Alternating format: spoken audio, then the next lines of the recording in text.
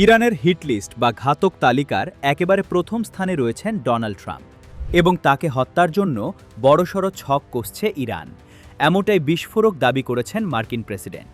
মাঝ আকাশে উড্ডয়নরত অবস্থায় তার বিশেষ বিমান এয়ারফোর্স ওয়ানে যে কোনো মুহূর্তে হামলা হতে পারে বলে তীব্র আশঙ্কা প্রকাশ করেছেন তিনি। আর এই নিরাপত্তাহীনতার কারণেই মাঝ আকাশে বিমানের সব জানালা বন্ধ করে দেওয়ার নির্দেশ দেন মার্কিন president. Many ways we can win, but we've already won militarily. They have very little left. সম্প্রতি আমেরিকা এবং ইরানের মধ্যকার চলমান শান্তি সমঝোতা প্রক্রিয়া আপাতত স্থগিত করে দিয়েছে ট্রাম্প প্রশাসন। এর পরপরই ইরানে নতুন করে মার্কিন সামরিক বাহিনী হামলা চালিয়েছে বলে খবর পাওয়া গেছে। গত বুধবার গভীর রাতের দিকে ইরানের একের পর এক শহরে শক্তিশালী বিস্ফোরণের ঘটনা ঘটে, যার মধ্যে ভারতের সহযোগিতায় গড়ে ওঠা কৌশলগতভাবে গুরুত্বপূর্ণ চাবাহার বন্দরের কাছাকাছি এলাকাও রয়েছে।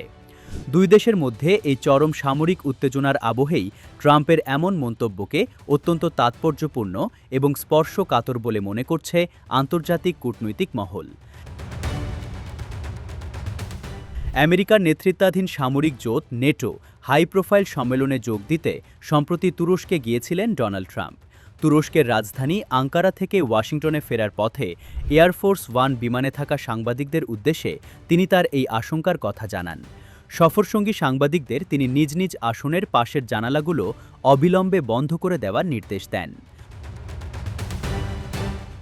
জানালা বন্ধ করার কারণ বর্ণনা করতে গিয়ে ট্রাম্প সাংবাদিকদের উদ্দেশ্যে বলেন, আপনারা সম্ভবত এই মুহূর্তে একটি অত্যন্ত বিপজ্জনক বিমানে রয়েছেন। ইরানিরা খুব বাজে লোক। আমাকে সবসময় তাদের হুমকির মুখে থাকতে হয়। ওদের হিট লিস্টে একেবারে প্রথমেই রয়েছি আমি।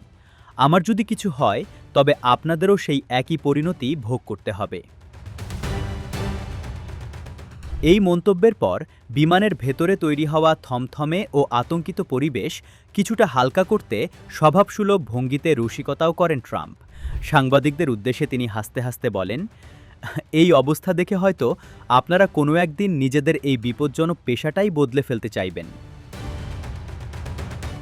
বিশ্লেষকদের মতে চাবাহার বন্দর সংলগ্ন এলাকায় মার্কিন হামলার পর ইরান ও আমেরিকার সম্পর্ক এখন তলানিতে ঠেকেছে। যে কোনো মুহূর্তে ইরানের পক্ষ থেকে প্রতিশোধমূলক পাল্টা আঘাত আসতে পারে। এই গোয়েন্দা তথ্যের ভিত্তিতেই হয়তো ট্রাম্পের বিমানে এমন নজিরবিহীন সতর্কতা অবলম্বন করা হয়েছে। ট্রাম্প তুরস্ক সফরে গিয়েছিলেন নতুন এয়ারফোর্স ওয়ানে চেপে, কিন্তু নেটোর সম্মেলন সেরে তুরস্ক থেকে তিনি রওনা দেন এয়ারফোর্স ওয়ানের পুরনো বিমানে।